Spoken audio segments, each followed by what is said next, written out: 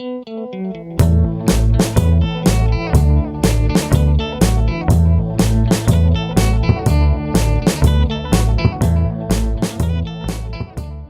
we're in eastern Kentucky today. Going to mess around and do a few different things here. Actually, starting here, this is Lee's famous fried chicken. Lee was a nephew of Colonel Sanders. He was actually the president of KFC up until 64, somewhere around there, somewhere in the mid-60s. When KFC was sold and he actually left the company and started his own, using the original ways that he and his uncle Harlan Sanders had started fried chicken. He was a big part of the early days at KFC. It's good chicken, good fried chicken, and then obviously KFC, there's the old Colonel. This is in Cumberland. This is where things kind of got rolling. The first sort of iteration of Sanders Cafe was here. KFC was here at Sanders Cafe, which was a hotel, a restaurant. You could fill up and get gas there. Still a KFC here now. We're going to go check it out. There's actually a museum, and we've been to it before, but they've actually redone it in the last few years, and I haven't been since it's opened back up. And the museum is a lot better, a lot more open. A lot of just stuff on display from KFC's history there, so it's real cool to see. But here we are. There's Sanders Cafe, the old building there, and then at the far end, and then this newer entrance here that leads into the modern KFC part of it. But we're going to go in, check things out in this museum, see what they've got now.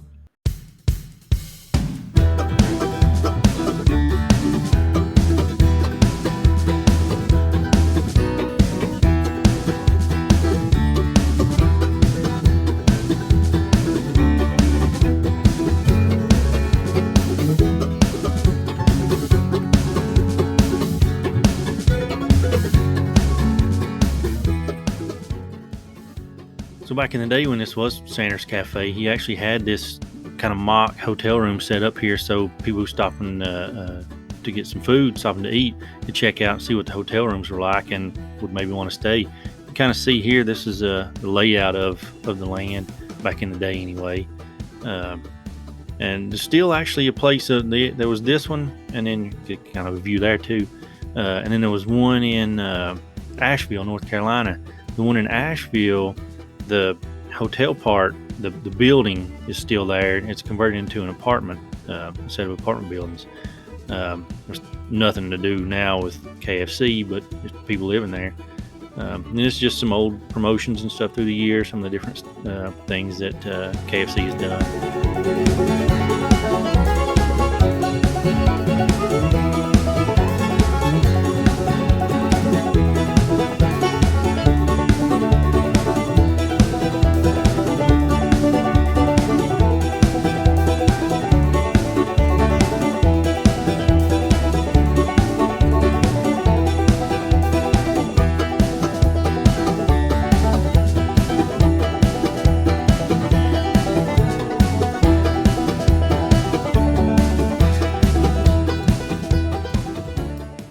Head down the road a little ways to Cumberland Falls now, Cumberland Falls State Park.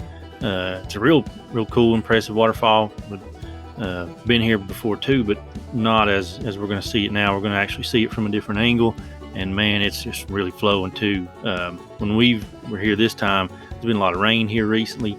It's just really flowing, really just roaring days we're here. But this is a real cool waterfall. It's the only place in the Western Hemisphere where you can regularly see a moonbow. Here you go. There's the falls there. So they call it the Niagara of the South. It does look a lot like Horseshoe Falls up at Niagara. Kind of got that vibe going on. But I've never seen it from up on this side. So you can barely see there on the left. There's some people. Can't see them now, but that's the actual state park or area you can go. There's some overlooks and some different places where you can get a view of the falls. But on the other side of the river over here, there's a trail where we came down this time. I didn't even know anything about it before, and you can get some really cool, just different angles of it. We'll get just right over on top of it here shortly too. It's a real cool, impressive falls. Here we go. Here's another cool view, and you can see the people there.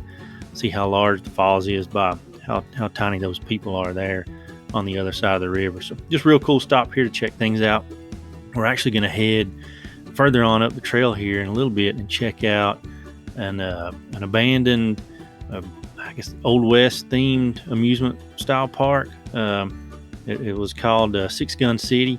Opened, from what I could find, opened in the summer of '98 and closed at some point in 1999. So it wasn't open very long, but it's real cool. We'll get up here and check things out.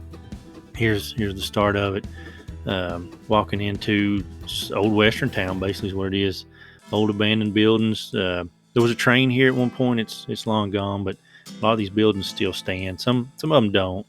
Some of them have been burned. There's one that kind of fallen in on itself, but the rest of them you could go in, mess around. Of course, people have been trashing stuff here and vandalizing things. Got to ruin it for everybody, but real cool to just walk around here.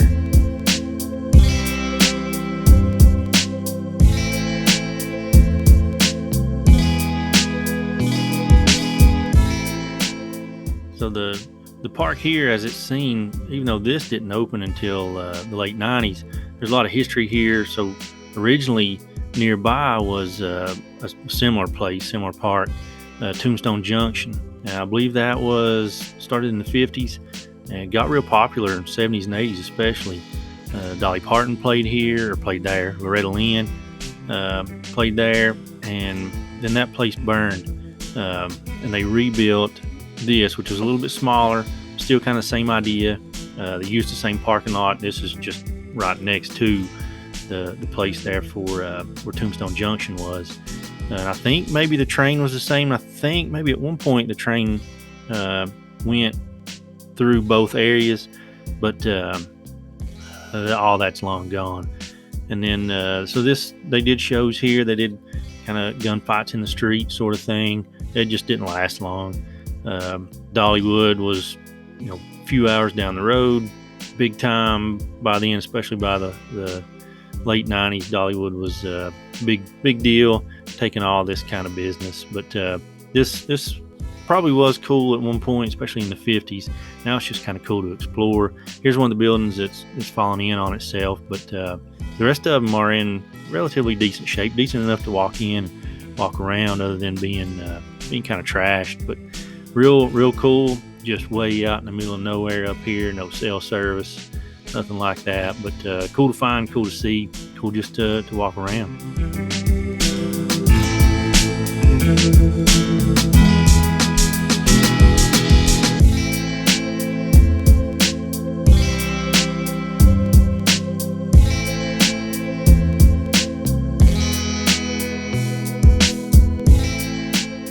Here's a cool one. We actually could go upstairs here in this one and get a little sign here on the wall as to what Caleb is into. We'll check things out. I'm not sure what some of these buildings were. This was one of the bigger buildings. I don't know if this was storage or maybe it was a store or intended to be a store. And the weird thing was there's not really an upstairs you can see, and then the deck, the balcony out here is not really a balcony to go out on. But it was cool to get up here, and steps were decent enough. I've been in worse buildings with worse steps. Some of these buildings going through, there was one that was a jail, which it was all ripped up. So going here, there's some kind of desk there. I don't know what any of this was, but there's tons and tons of garbage in here these days now too. So people have just wrecked the stuff over the years, unfortunately.